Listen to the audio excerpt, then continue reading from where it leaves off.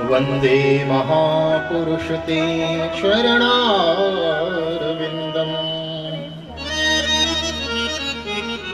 वंशी विभूषितकरान्नवनीरदाभात् पीताम्बरा तस्मै श्री गुरुवे नमः। जय जय श्री राधारमण जय जय नवल किशोर जय गोपी चित चोर प्रभु जय जय माखन चोर। को छाण के में आयो तेरे द्वार हे वृषभा। हुए हैं भागवत भगवान की कथा श्रवण गान का अलभ्य लाभ प्राप्त करने के लिए तो आइए नियम पूर्वक 2 मिनट भगवान नाम का संकीर्तन करें।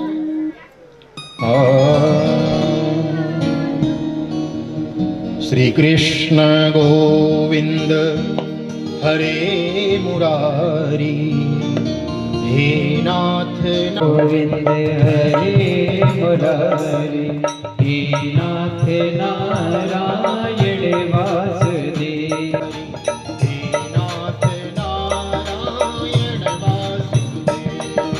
श्री कृष्ण गोविंद श्री कृष्ण गोविंद हे नाथ नारायण हरि बोल। दोनों हाथों से ताली सेवा करेंगे।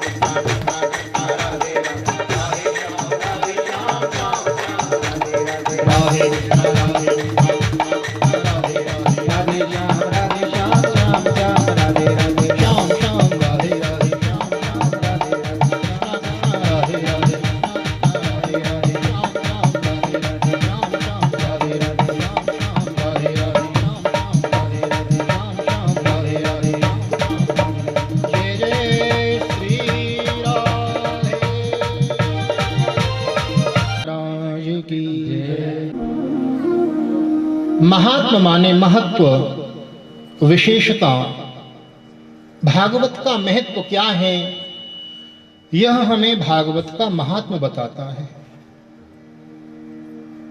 सच्चिदानंद रूपाय विश्वोत्पत्त्यादि हेतवे तापत्रय विनाशाय श्रीकृष्णाय वयं नुमः। भागवत भगवान हैं। हम जयकारा लगाते हैं ना, बोलो भागवत भगवान की जय। भागवत भगवान हैं और भागवत रूपी भगवान को हमें पहचानना है, आत्मसात करना है। तो 3 प्रकार से स्वरूप भागवत भगवान का बताया। शतघन चितघन आनंद घन, भागवत को यदि हृदय में उतारना है, जीवन में उतारना है, तो ये 3 चीजें जीवन में आनी चाहिए। सत्य का जीवन में होना अति आवश्यक है। भागवत में पहली बात सत्य की गई, सच्चिदानंद रूपा। हम लोग सत्य की बड़ी बड़ी बातें करते हैं महाराज, लेकिन आजकल कलिकाल में लोग सत्य का सामना नहीं कर पाते। भगवान को प्राप्त करना चाहते हैं लेकिन सत्य को नहीं चाहते। कथा सुनेंगे, मंदिर में भी जाएंगे, दान पुण्य करेंगे, सब कार्य करेंगे, लेकिन जब सत्य की बात आएगी तो पीछे हट जाते हैं। अरे महाराज, बड़े सत्य का सामना कौन करे? छोटी छोटी बातों पे कहीं जा रहे हो, आपको जाना हो किसी के पास, बोले कहां पहुंचे? बोले बस 5 मिनट आ गया आपके पास। बोलो राधे राधे। अच्छा विचार करो, जब हम जीवन में छोटी छोटी बातों पर सच का सामना नहीं कर पाते, तो जब जीवन में कभी विशाल विपरीत परिस्थिति आएगी जहां हमें सत्य का सामना करना पड़े, तो वहां सत्य का सामना हम कैसे करेंगे? इसीलिए प्रयास करो कि छोटे छोटे झूठों से भी हमें बचा जाए। जरा जरा सी बात पे लोग व्यर्थ में असत्य का संभाषण करते हैं और असत्य बोलते बोलते जीवन में आदत पड़ जाती है। तो पहला वाक्य है सत्य। सत्य को जीवन में अपनाएं। साच बराबर तप नहीं और झूठ बराबर पाप, जाके हृदय साच है ताके हृदय आप। अच्छा एक बात और है, व्यक्ति स्वयं सामने वाले से कितना भी असत्य बोले, लेकिन जब अपनी बारी आती है ना, तो सोचता है सामने वाला हमसे झूठ ना बोले, हमको तो सच्ची सच्ची बात बता दे भाई। अच्छा किसी से पूछते भी है ना, बुलाते हैं, बोले एक बात पूछो, बोले पूछो, बोले सच बताना। यानी कि आपको मालूम है कि सामने वाला बताएगा तो झूठ बोल सकता है, इसलिए पहले ही कंफर्म कर लेते हैं सच बताना। अर्थात सत्य को हम सभी चाहते हैं, सत्य से स्नेह करते हैं। और सत्य कौन है? परम पिता परमेश्वर भगवान का स्वरूप है, सच्चिदानंद रूपाय। सत्य में भगवान को देखें। दूसरा स्वरूप बताया चित माने प्रकाश। सूर्य उदय होते हैं तो सारे संसार के अंधकार को नष्ट कर देते हैं। सूर्य संसार के अंधकार को नष्ट करता है, और भागवत रूपी जो ज्ञान का प्रकाश है ना, वो हमारे मन के अंधकार को नष्ट कर देता है। सच्चिदानंद रूपाय। और तीसरा स्वरूप बताया आनंद का। आनंद स्वरूप परमात्मा है। अच्छा भगवान हैं बड़े सुंदर, लेकिन करते क्या हैं? बोले विश्वोत्पत्त्यादि हेतवे। विश्व की उत्पत्ति करते, संसार को बनाते, हम और आपको बनाते हैं। प्रेम से बोलो राधे राधे। जय श्री राधे, जय श्री कृष्णा। और हम आपको बनाने के बाद पालन करते हैं। भगवान क्रीड़ा करते हैं संसार के साथ, हम आपको बनाते हैं, लालन पालन करते हैं। और जब भगवान का मन होता है तो अपने आप में विलय कर लेते हैं, अपने आप में ही समेट लेते हैं सारे जगत को। ये भगवान का कार्य है। बोले भगवान भागवत भगवान है तो बड़े सुंदर, काम भी बड़ा सुंदर करते हैं, हमको बनाते हैं, हमारा पालन पोषण करते हैं, अंत में संसार को ले कर देते हैं। तो भगवान का स्वभाव कैसा है? बोले एक बार भूल से भी भागवत भगवान की शरण में व्यक्ति चला जाए, सच्चे हृदय से अपने आप को भगवान के चरणों में समर्पित कर देवे ना, तो तापत्रयोन्मूलनम, तीनों प्रकार के ताप तत्क्षण भस्मीभूत हो जाते हैं। 3 प्रकार के ताप, 3 प्रकार के दुख संसार में सभी को व्यापते हैं। दैहिक दैविक भौतिक तापा,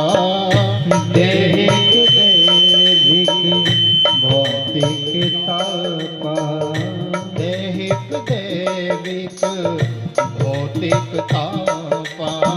देहिक देविक भौतिक तापा। राम राज्य काहू नहीं व्यापा। राम राज्य का हो नहीं व्यापा। दैहिक ताप, दैविक ताप और भौतिक ताप। दैहिक दुख शरीर में कष्ट हो जाना, पीड़ा हो जाना, बीमारी का हो जाना। घर में अनंत संपत्ति है, किसी चीज की कमी नहीं है, प्रेम से बोलो राधे राधे। लेकिन मन चाहा खा नहीं सकते क्योंकि डॉक्टर ने मना किया है। हाँ, अब डॉक्टर ने मना किया, रसोई में पुआ पकवान बनते देखते हैं तो मन तड़पता है, बोले देखो ये लोग खा रहे हैं और हम तो खा ही नहीं पा रहे हैं। दैहिक ताप। दैविक ताप, अकाल पड़ जाना, अधिक वृष्टि का हो जाना या भूकंप आ जाना, ये दैविक ताप है, देवताओं के द्वारा दिया जाता है। और तीसरा है भौतिक ताप। एक संत ने कहा, बोले दैविक और दैविक तापों को तो शांत किया जा सकता है, लेकिन ये जो भौतिक ताप है ना, इसको शांत करना बड़ा मुश्किल है। बोले जी ये तीसरा ताप कौन सा है, तीसरा दुख? बोले ये तीसरा दुख है भौतिक। अपने मन जैसा घर में न होवे तो मन में कष्ट होता है। प्रेम से बोलो राधे राधे। बेटा कहना नहीं मानता, हाँ अरे जो चाहते थे वैसा किया नहीं, अलग कर लिया, बताओ बड़े दुखी हैं महाराज। तो संत कहते हैं, बोले पहले के तापों को तो दैविक को तापों को नवग्रह शांति से शांत किया जा सकता है, लेकिन ये जो तीसरा भौतिक ताप है ना, ये मन से जो व्यक्ति दुखी रहता है, किसी ना किसी कारण से दुख मन में आ जाना, तो ये दैविक ताप, दैहिक ताप, इसको मिटाने के लिए केवल भागवत की कथा, भागवत का सत्संग, भागवत की चर्चा, भागवत की कथा में सत्संग में बैठो तो उतनी देर ना तो हमें घर की याद आती, ना हमें शरीर की सुधि रहती, और ना ही किसी का भौतिक ताप हमें सताता है। दैहिक दैविक भौतिक तापा, राम राज्य नहीं काहू व्यापा। तो जब तक हमारे हृदय में राम जी की स्थापना है, कृष्ण की स्थापना है, तब तक हमें ये संसार के ताप दुखी नहीं कर सकते। ऐसे भगवान श्री कृष्ण को हम सभी प्रणाम करते हैं। श्री कृष्णाय वयम नुमः। बोलो कृष्ण कन्हैया लाल की जय। प्रथम श्लोक में भागवत की वंदना की गई, द्वितीय श्लोक में भागवत के कथयिता श्री सुखदेव जी की वंदना की गई। कि यम प्रव्रजन्तमनुपेतमपेत कृत्यम द्वैपायनो विरह कातर आजुहाव। उत्तरेति तन्मयतया तरवो विनेदु तम सर्वभूत हृदयं मुनिमानतोऽस्मि। यम प्रव्रजन्तमनुपेतमपेत कृत्यम द्वैपायनो। द्वैपायन वेदव्यास जी के पुत्र श्री सुखदेव जी महाराज। प्रेम से बोले राधे राधे। देखो कथा में दो बातें बड़ी होती हैं। एक तो कथा में मन हमारा बहुत जल्दी भागता है, शरीर से तो यहां बैठे रहते हैं और मन कहो खेत में चला जाए, घर में चला जाए। हाँ, और दूसरा कथा में आलस्य भी आता है, तो हमें आलस आ न पाए और मन पांडाल से बाहर जा न पाए, इसका एक ही उपाय है, बोलो राधे राधे। बोलते रहोगे तो फिर मन यहीं लगा रहेगा। तो द्वैपायन नंदन श्री सुखदेव जी महाराज अपनी माता के गर्भ में 12 वर्ष तक वास किए। परमहंस है ना, उन्हें ज्ञान है, वो जानते हैं संसार दुख रूपी है। इस संसार में जो भी आता है दुख से उसे ग्रसित होना पड़ता है। तो सुखदेव जी ने सोचा मैं तो मां के गर्भ से बाहर आऊंगा ही नहीं, बाहर आऊंगा तो भगवान की माया मुझे पकड़ लेगी, और माया मुझे पकड़ लेगी तो बस मैं मेरा तू तेरा हो जाएगा। इसलिए गर्भ में ही रह के भगवान का भजन करते हैं। 12 वर्ष हो गए। माताजी बोली व्यास जी से, बोले देखो ना इतने समय हो गया, ये बालक गर्भ से बाहर आने का नाम ही नहीं लेता है। अरे कोई उपाय करो ना।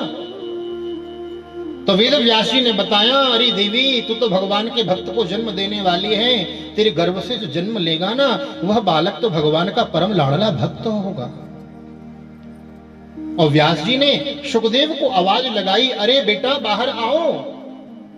तो सुखदेव जी गर्भ से मना करते हैं, बोले पिताजी मुझे बाहर नहीं आना। प्रेम से बोलो राधे राधे। जीव जब माता के गर्भ में रहता है ना और 8वां 9वां महीना आता है प्रसव में, तो 8वें 9वें महीने में जीव को अपने पूर्व जन्म के 100 जन्मों की बातें याद आती हैं।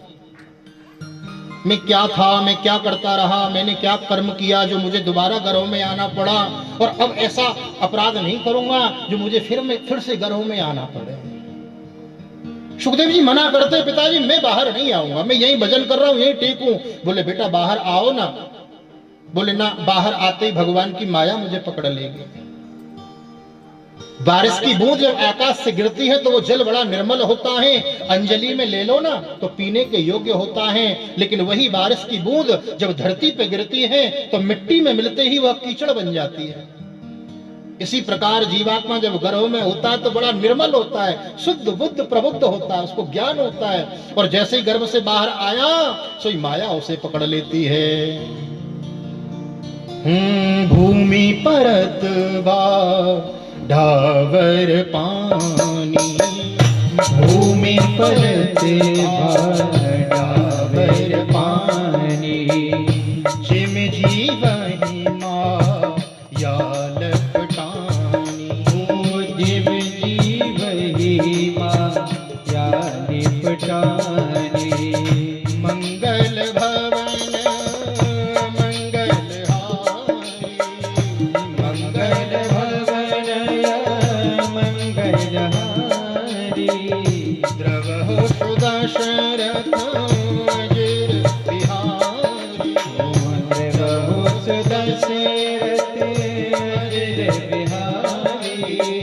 श्री राम जय राम जय जय राम। ओ श्री राम जय राम जय जय राम।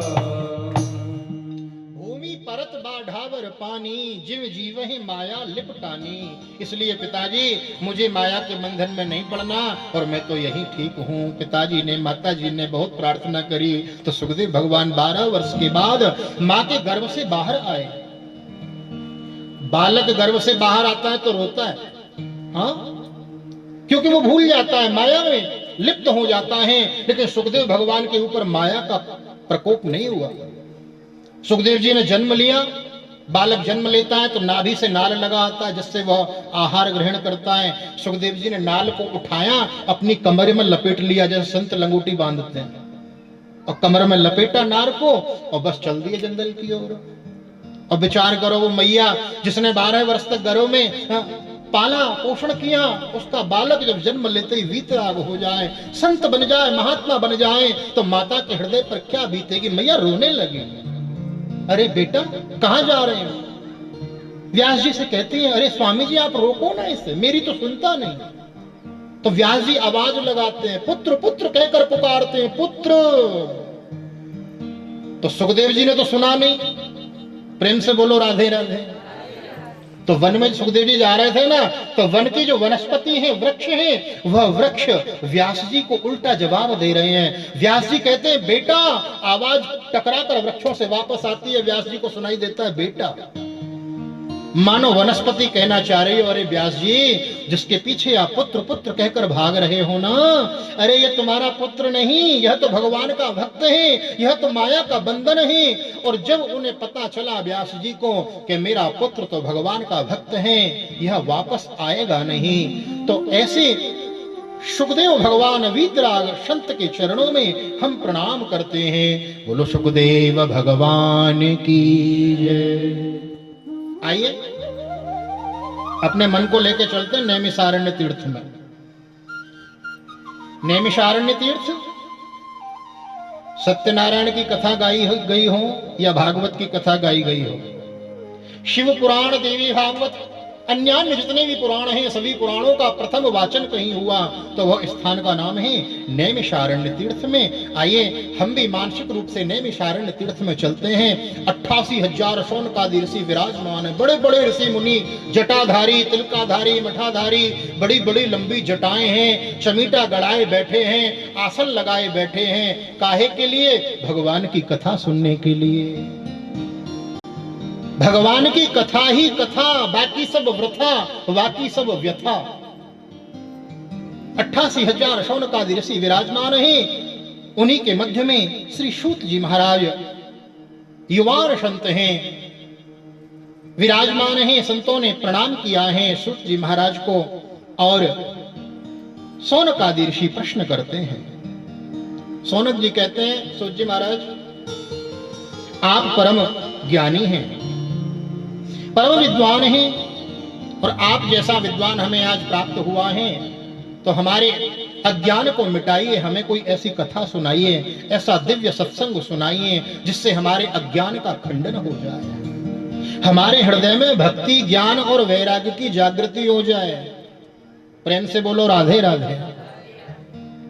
अज्ञान ध्वांत विध्वंस कोटि सूर्य समप्रभ सूताख्या हि कथा सारम मम कर्ण रसायनम। सूत आख्या ही, हे सूत जी महाराज आप हमें कथा सुनाइए। क्यों? क्योंकि आप जब कथा सुनाते हैं ना तो हमारे कर्णों के द्वारा वो जब कथा रूपी शब्द जब हृदय में जाते हैं ना तो हमारे हृदय में जाकर वो रसायन का काम करते हैं, औषधि का काम करते हैं। प्रेम से बोलो राधे राधे। भाई औषधि कई प्रकार की होती है ना, कड़वी भी होती है और मीठी गोली भी होती है। तो ये संसार के भवरोग को मिटाने के लिए ये भागवत कथा क्या है? बोले यह तो सुधामृत है। इसको जब आप सुनाते हो तो हमारे कर्णों में ये रसायन का काम करती है, हमें बड़ा आनंद प्रदान करती है। भक्ति ज्ञान विरागाप्तो विवेको वर्धते मान माया मोह निरासश्च वैष्णवे क्रियते कथम। जो संत जन, वैष्णव जन भागवत की कथा में आनंदित रहते हैं, भगवान की भक्ति में आनंदित रहते हैं, उसी रस में रसावर आप हमें करें, हमें भगवान की सुंदर कथा सुनावें। क्यों? क्योंकि ये कलिकाल है। कलिकाल में लोग दिखते तो हैं मानव जैसे, लेकिन कार्य कैसे करते हैं? बोले इह कालव इह गोरे कलौ प्रायौ जीवश्चाम सुरताम गता क्लेशाक्रांतस्य तस्यैव शोधने किं परायणम्। इस कलिकाल में व्यक्ति बड़ा दुखी है, बड़ा दुख से ग्रसित है। और कलिकाल में जब आपकी भगवान की कथा आप सुनाएं तो उसे शांति मिलती है, उसे आनंद की प्राप्ति होती है। इसलिए आपके चरणों में विनती है आप हमें भगवान की कथा सुनाएं। क्यों? क्योंकि चिंतामणिर्लोक सुखम, एक मणि होती है जिसका नाम है चिंतामणि। प्रेम से बोलो राधे राधे। चिंतामणि का कार्य है कि आप किसी भी चीज का चिंतन करो और वो चीज आपको मिल जाएगी। प्रेम से बोलो राधे राधे। चिंतामणि स्वर्ग को देने वाली है, सारे सुख को देने वाली है, संपत्ति वैभव सब देने वाली है। लेकिन प्रभु चिंतामणि से कहो कि हमें भगवान की प्राप्ति करा दो तो भगवान को प्राप्त कराने में असमर्थ है, असमर्थ है। इसलिए आप हमें सुंदर कथा सुनावें। प्रेक्षते गुरु पीतो वैकुंठम योग दुर्लभम, जो वैकुंठ में दुर्लभ है ऐसी दिव्य कथा आप हमें श्रवण कराएं। सूत जी महाराज बड़े प्रसन्न हुए और बोले परीक्षिते कथा वक्तुम सभायां संस्थिते सुखम। ऋषियों एक बार की बात है, राजा परीक्षित की सभा में सुखदेव जी भागवत सुना रहे थे। राजा परीक्षित को 7 दिन में मृत्यु का श्राप लगा। और मृत्यु का श्राप लगा तो सुखदेव जी कथा सुनाने आए। और जब सुखदेव जी कथा सुना रहे थे तो बड़े बड़े ऋषि मुनि पधारे, बड़े बड़े महात्मा पधारे, दिव्यात्मा पधारे। अब भागवत की कथा यहां हो रही है तो केवल आप हमको पता हो ऐसा नहीं, सभी लोगों को मालूम है। आपने आमंत्रण दिया है, निमंत्रण दिया है, देवताओं को भी मालूम है महाराज, आके विराजमान हुए। तो परीक्षित के यहाँ सुखदेव जी कथा सुना रहे हैं, देवताओं को पता चल गया तो देवता भी आए कथा सुनने के लिए, नहीं कथा को सौदा करने के लिए, खरीदने के लिए। प्रेम से बोलो जय श्री राधे। कैसे आए? खाली हाथ आए स्वर्ग से? बोले नहीं, खाली हाथ नहीं आए। तो बोले स्वर्ग में जो अमृत है ना, वो अमृत का कलश घट हाथ में लेके आए। सुधा कुंभम गृहीत्वैव देवास्तत्र समागमन। देवता आते पीछे पांडाल में बैठ जाते तो कथा सुनाते कि मना थोड़ा ही करते सुखदेव जी, ये तो सांप्रदायिक रहित प्याऊ है। भागवत की पीठ क्या है? सांप्रदायिक रहित प्याऊ है। कोई भी आओ, किसी के लिए मना नहीं है, आओ बैठो, पान करो, आनंद लो। इस कथा रूपी अमृत में, कथा रूपी सागर में आनंद में गोते लगाओ और भव सिंधु से पार होने का रास्ता प्रशस्त करो। देवता आते पीछे बैठ जाते, कोई मनाही नहीं थी, लेकिन देवता पीछे बैठे नहीं, भीड़ को चीरते हुए सीधे व्यासपीठ के पास में आ गए और सुखदेव जी को प्रणाम करके बोले महाराज आप बड़ी अच्छी कथा सुना रहे हो। अब आप एक काम करो, ये जो कथा आप राजा परीक्षित को सुना रहे हो ना, ये कथा तो आप हमें दे दो, हमें सुना दो। और राजा को तो मृत्यु का भय है ना, 7 दिन में मरने का श्राप लगा है। और हम जो अपने हाथ में लाए हैं ये अमृत है, अमृत को पान करेगा राजा तो अमर हो जाएगा। सुखदेव भगवान मुस्कुराए और बोले देवताओं तुम अपना कार्य करने में बड़े कुशल हो, स्वकार्य कुशलासुराः। अब ये कथा परीक्षित को सुनानी है या नहीं, यह बात का निर्णय तो परीक्षित पर ही छोड़ते हैं। और राजा को सावधान किया, राजन तुम्हारे सामने 2 प्रकार का अमृत है। एक तो सुधामृत है जो स्वर्ग का अमृत है, उसको पियोगे तो स्वर्ग में चले जाओगे, अमर हो जाओगे। और दूसरा है भागवत कथामृत। इस कथामृत को पान करोगे ना तो जीवन मरने के चक्र से ही छूट जाओगे। प्रेम से बोलो राधे राधे। तो बताओ दीर्घ जीवी बनना चाहते हो या दिव्य जीवी बनना चाहते हो? राजा ने कहा महाराज दीर्घ जीवी तो बहुत बन लिया, बहुत जी लिया, अब दीर्घ जीवी बनने की कामना नहीं, अब तो मुझे दिव्य जीवन जीना है, इसलिए आप यह कथा मुझे सुनाइए। तो सुखदेव भगवान ने देवताओं को अभक्त समझा और लौटा दिया, वापस कर दिया। अभक्तांस्तांश्च विज्ञायो न ददौ स कथामृतम् श्रीमद्भागवती वार्ता सुराणाम अपि दुर्लभा। ये भागवत की कथा बड़ी दुर्लभ है, देवताओं को भी सुलभ नहीं है। ऐसी दिव्य भागवत की कथा हम तुम्हें सुनाएंगे। मेनेरे भगवद रूपम शास्त्रम भागवतम कलौ पठनात् श्रवणात् सभ्यो वैकुंठ फलदायकम।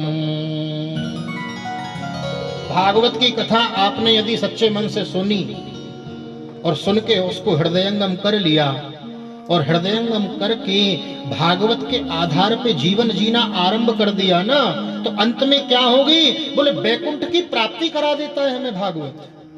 बैकुंठ धाम किसका? भगवान कृष्ण का। साकेत धाम किसका? भगवान राम का। और जब हम सच्चे हृदय से कथा सुनते हैं, वीतराग भाव से कथा सुनते हैं, तो हमें बैकुंठ की प्राप्ति हो जाती है। जीव सत्कर्म करता है तो स्वर्ग में जाता है और दुष्कर्म करता है तो नरक में जाता है। और जब भगवान की भक्ति करता है ना तो भगवान के धाम को जाता है। स्वर्ग से आना पड़ता है। क्षीणे पुण्य मृत्यु लोकम विसंति। जितने दिन का तुम्हारा शुभ कार्यों का किया हुआ जो एफडी फिक्स डिपॉजिट आपने जमा कर रखी है, तब तक तो स्वर्ग में रहो, खूब महाराज अप्सराओं का नृत्य देखो, हैं और खूब सोमरस का पान करो, बड़े बड़े विमानों में घूमो, और जैसे ही तुम्हारे सत्कर्म की पुण्य की राशि खत्म, देवता धक्का दे के यही भेज देते हैं, और फिर माता के घरों में आना पड़ता है हमें, और फिर इसी चक्कर में फंस जाते हैं। प्रेम से बोलो राधे राधे। तो जीवन में दीर्घजीवी नहीं, दिव्य जीवी बनना है, और भागवत की कथा हमें दिव्य जीवी बनाती है, भगवान के धाम में पहुंचा देती है। आप लोग पूछोगे फिर हम वहां क्या करेंगे, प्रश्न होता है ना। भाई स्वर्ग में जाएंगे तो खाता पूरा हुआ फिर आ जाएंगे, नरक में जाएंगे पाप कर्मों का भोग भोग के फिर आ जाएंगे, लेकिन भगवान के धाम में जाएंगे तो फिर क्या करेंगे। बोले भगवान के धाम में हम जाएंगे ना तो भगवान अपने परिकर में हमें मिला लेते हैं, भगवान हमें अपने परिकर में मिला लेते हैं, अपने ग्वाल वालों में, अपनी सखियों में, अपनी सेविकाओं में हमें सम्मिलित कर लेते हैं, फिर हमें वहां से दोबारा आना नहीं पड़ता। ऐसी है भागवत की कथा। बोलो भागवत भगवान की।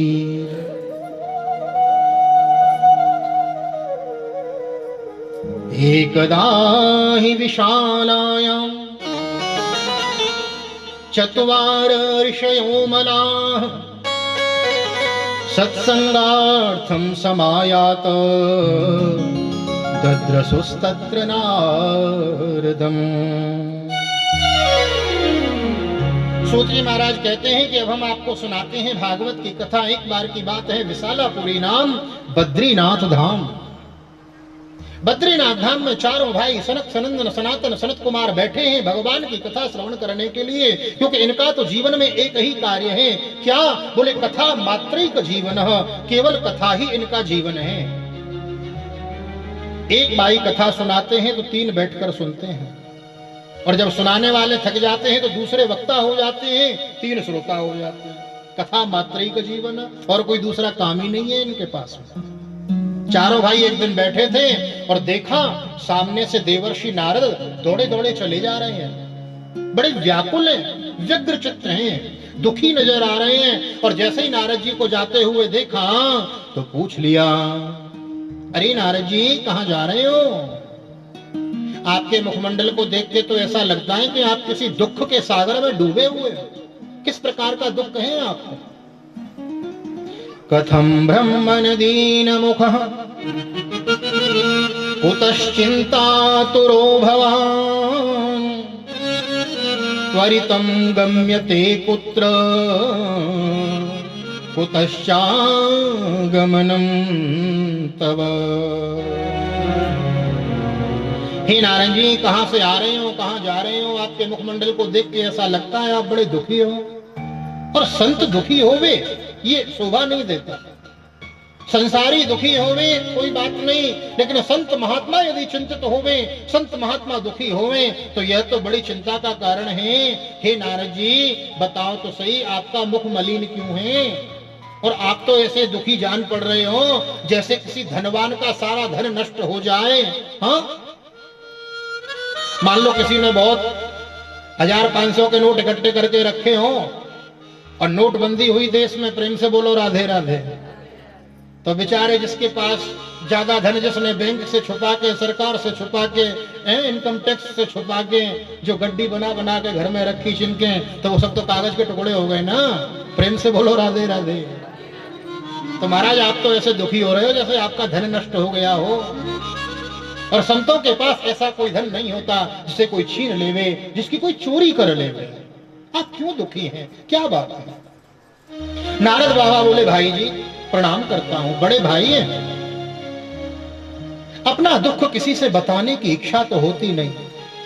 संसार में आप भी अपना दुख किसी को बताओ ना, पड़ोसी को बताओ, दोस्त को बताओ, तो वो आपके दुख में दुखी नहीं होता बल्कि आपके दुख का व्यंग बनाता है। लेकिन भाई जी आप पूछ रहे हैं तो मैं आपको बताता हूं।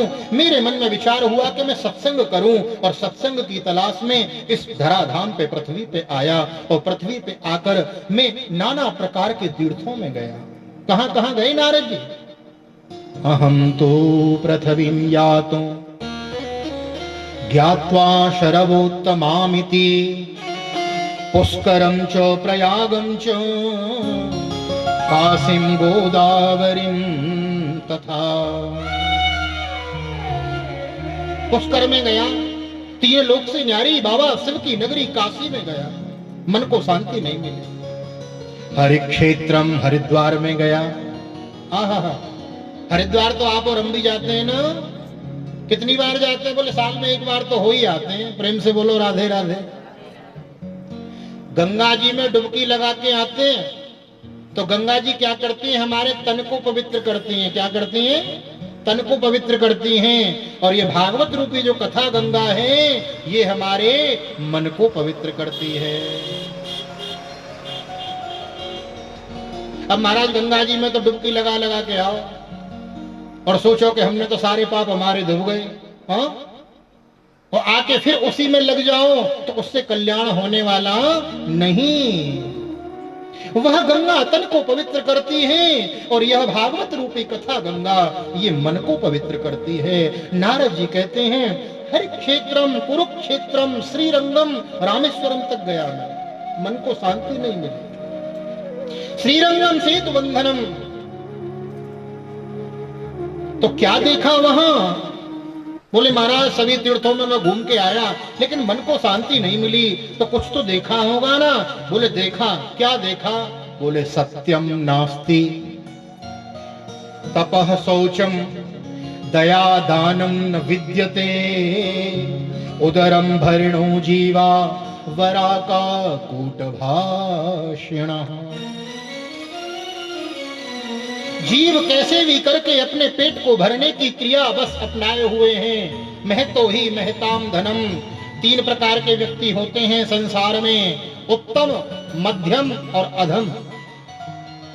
उत्तमामानमिक्षन्ति धनमानं च मध्यमा अधमा धनमिक्षन्ति महतो ही महताम धनम।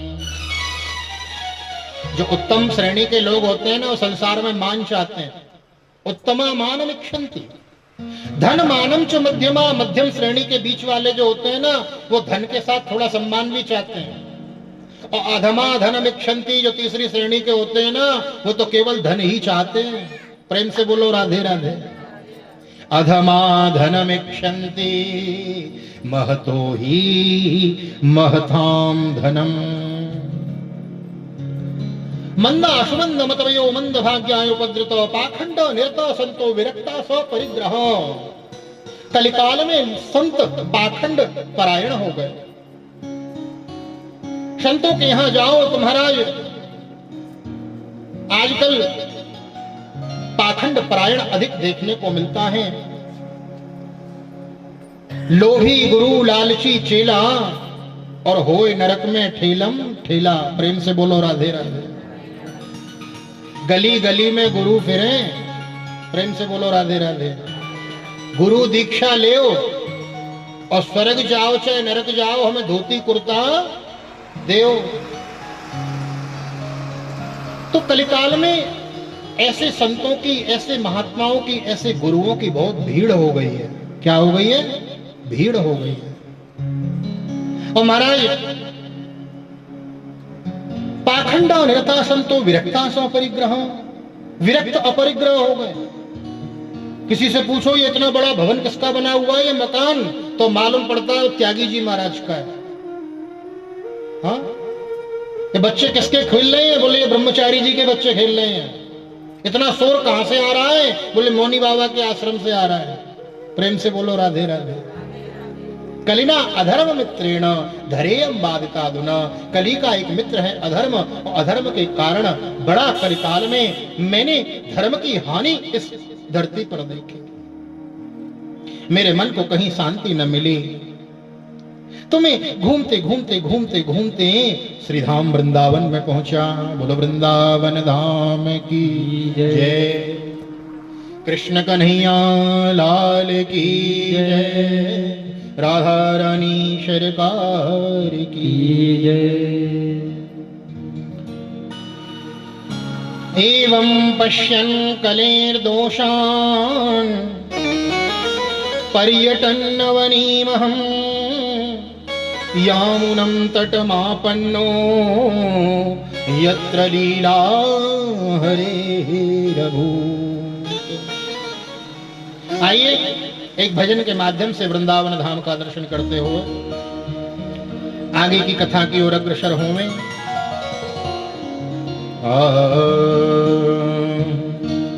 हो मन चल रे वृंदावन धाम, राधे राधे गाएंगे। आइए मन से चलना है, ठीक है ना? शरीर तो यही है बागा में, मन से चलना है।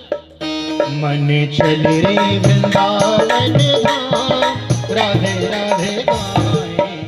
ओ मन चल रे वृंदावन धाम, राधे राधे गाएंगे। मन चल रे वृंदावन धाम, राधे राधे गाएंगे। ओ मन चल रे वृंदावन धाम, राधे राधे गाएंगे। ओ राधे राधे गाएंगे, राधे राधे गाएंगे। ओ राधे राधे गाएंगे, राधे राधे गाएंगे। राधे राधे गाएंगे, राधे राधे गाएंगे। ओ राधे राधे गाएंगे, श्यामा श्यामा गाएंगे। तेरो कौड़ी लगे नाच दाम, राधे गाएंगे। ओ तेरा कौड़ी लगी ना धाम, राधे राधे गाएंगे। हरि बोल, दोनों हाथों से ताली से बजे हो।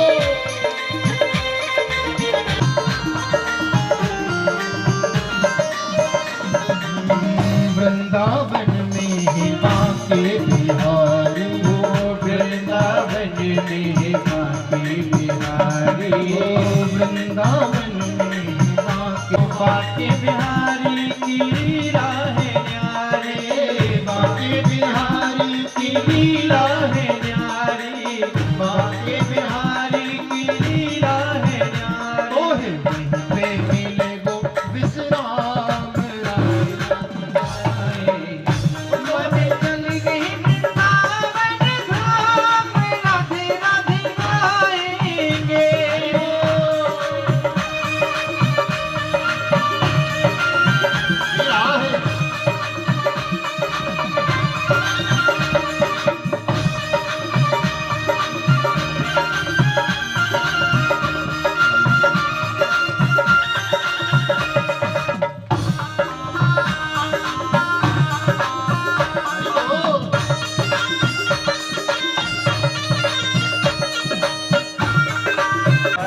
वृंदावन में यमुना किनारा, ओ वृंदावन में यमुना किनारा। निर्मल शीतल बहती है धारा। ओ निर्मल शीतल बहती है धारा। निर्मल शीतल बहती है धारा। ओ निर्मल शीतल बहती है धारा। ये श्याम श्याम राधे राधे गाएंगे। मन चल रे वृंदावन धाम, राधे राधे गाएंगे। ओ मन चल रे वृंदावन धाम, राधे राधे गाएंगे।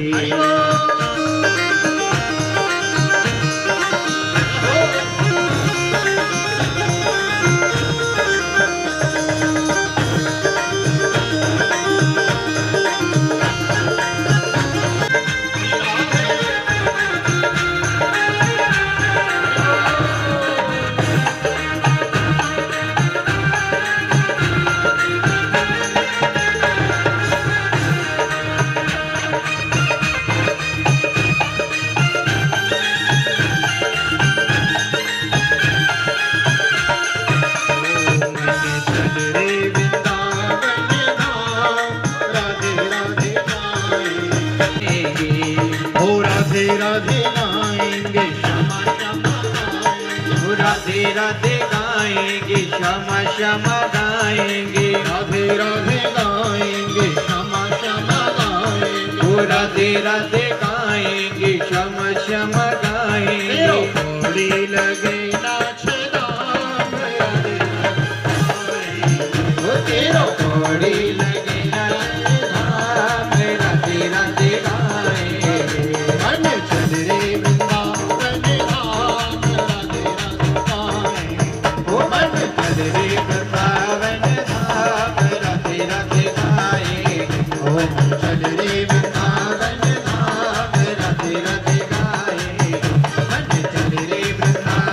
वृंदावन की भूमि की विशेषता है, ब्रज की रज की विशेषता है। आप हरिद्वार जाएं तो गंगा जल की विशेषता है। जगन्नाथ धाम जाएं तो जगन्नाथ का भात और जगत पसारे हाथ, वहां के भात रूपी प्रसाद की विशेषता है। इसी प्रकार वृंदावन की रज की विशेषता है, वहां की धूल की विशेषता है। ब्रज की रज की धूल आपके मस्तक पे लगे तो आपकी मति बदल जाए महाराज। कई प्रमाण हमें देखने को मिलते हैं। अभी आपके हिमाचल के एक भगत जी वृंदावन पहुंचे थे, तो उनके साथ में उनका युवा बालक 17-18 वर्ष का, हाँ, और आजकल जैसे बालक रहते हैं वो बालक ऐसे रहने वाला, जीन्स टी शर्ट, हाँ। और वो जब मैं कथा करने गया तो मेरे पास आया, बोले महाराज जी मैं वृंदावन गया था पिताजी के साथ में। तो क्या हुआ? बोले मैंने कभी भगवान को जाना नहीं, कभी माना नहीं, कभी पहचाना देखा तक नहीं, कभी भागवत में बैठने का भी मेरा मन नहीं होता था सत्संग में। प्रेम से बोलो राधे राधे। हाँ, भागवत की कृपा जिन पे होती है ना वही पांडाल में आ पाते हैं। लेकिन जब मैं वृंदावन पहुंचा ना तो वृंदावन में जैसे ही मैं गाड़ी से नीचे उतरा और मैंने धरती को छुआ, ब्रज की भूमि को छुआ, तो मेरे मन में महाराज जी, व्यास जी, मेरे मन में मुझे ऐसा लगने लगा कि मैं कोई पुरुष नहीं, मैं तो गोपी हूं, मैं स्त्री हूं। और मेरे मन में गोपी भाव जागृत हो गया और मुझे तब से वृंदावन बहुत प्यारा लगता है। प्रेम से बोलो राधे राधे। ये वृंदावन की भूमि की विशेषता है। गलती से भी, भूल से भी यदि व्यक्ति वहां चला जाए और वहां की धूल को अपने मस्तक पे लगा लेना तो उसकी मति की गति बदल जाती है। वो भगवान कृष्ण का प्रेमी हो जाता है, भगवान कृष्ण का अनुयायी हो जाता है। और नारद बाबा जब वृंदावन में पहुंचे तो उनके मन को भी बड़ी शांति मिली। तत्राश्चर्यम, आश्चर्य देखा। क्या आश्चर्य देखा? यमुना किनारे एक युवती स्त्री बैठी और रुदन कर रही है, रो रही है। और युवती को जब रोते हुए देखा तो मेरे मन में बड़ी पीड़ा हुई। मैं उसके पास में गया और पास में जाके देखा तो मैंने देखा कि उस युवती स्त्री जो रो रही थी ना, उसके अगल बगल में 2 वृद्ध पुरुष पड़े हुए थे मृत अवस्था में। कुछ 2-4 स्त्रियां उनके बगल में बैठ के स्वर में स्वर मिला के रुदन कर रही थी। मैं पास में गया लेकिन ठिठक गया और देख के समझा कि लगता है कोई संसार की घटना घट गई है और उनके दुख में दुखी होकर ये रो रही हैं। मेरा यहाँ क्या काम? और मैं मुंह फेर के जब जाने लगा ना तो उस स्त्री ने मुझे बुलाया, भो भो साधो, हे साधो जरा ठहरो तो सही, एक क्षण के लिए जरा ठहरो तो सही। और जब मैंने मुड़ के देखा तो वो देवी मुझे पुकार रही थी। भो भो साधो क्षणं तिष्ठ मञ्चिन्तामपि नाशयः दर्शनं तव लोकस्य सर्वथागहरं परम। हे बाबा जरा ठहरो।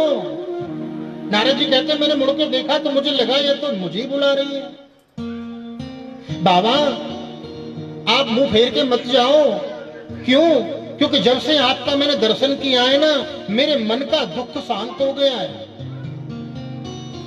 किसी से हम मिले नहीं, किसी को हम जानते नहीं, और अचानक वह व्यक्ति हमारे सामने आ जाए, कुछ प्रभाव लगे तो समझना कोई ना कोई भगवत कृपा अवश्य है, आवश्यक है। इसलिए प्रभु मैंने बाबा आपका दर्शन किया ना तो मेरे मन के कष्ट की निवृत्ति, मुझे लग रहा है मेरा दुख दूर हो रहा है। दर्शनम तव लोकस्य। जो संत महात्मा होते हैं, जो विद्वान होते हैं, उनके दर्शन से ही कल्याण होता है, दर्शन भी लाभप्रद होता है। दर्शनम तव लोकस्य सर्वथागहरं परम। आपका दर्शन करके मेरे मन में शांति हो रही है। और यदि आपका थोड़ा बहुत सत्संग मुझे मिल जाए ना तो फिर तो मेरा दुख सारा ही दूर हो जाए। इसलिए बाबा मेरे कष्ट की निवृत्ति करो, निवृत्ति करो। चरणों में गिरी, मेरे मन में दया आई तो मैंने पूछा, देवी तुम कौन हो? काशित्वम। देवी तुम कौन हो? काशित्वम का विमोचैम नार्यः कः पद्मलोचनः वद देवी सविस्तारम स्वस्य दुःखस्य कारणम। अरे देवी तू काहे को रुदन कर रही है, तेरे दुख का क्या कारण है, मुझे बता तो सही। तो वह देवी बोली, अहम भक्ति रीति ख्याता, बाबा मैं भक्ति हूं। अरे भक्ति, तू भक्ति है भगवान की प्रेयसी। हाँ तो फिर तो दुखी क्यों है, रुदन क्यों कर रही है? बोले देखो ना, मेरे दोनों बेटा वृद्ध हो गए हैं, ज्ञान वैराग्य नामानो काल योगेन जर्जरौ। जो हालत वृंदावन में भक्ति महारानी की थी ना, वही हालत आज हम और आपकी है। भक्ति तो है मन में, प्रेम से बोलो राधे राधे।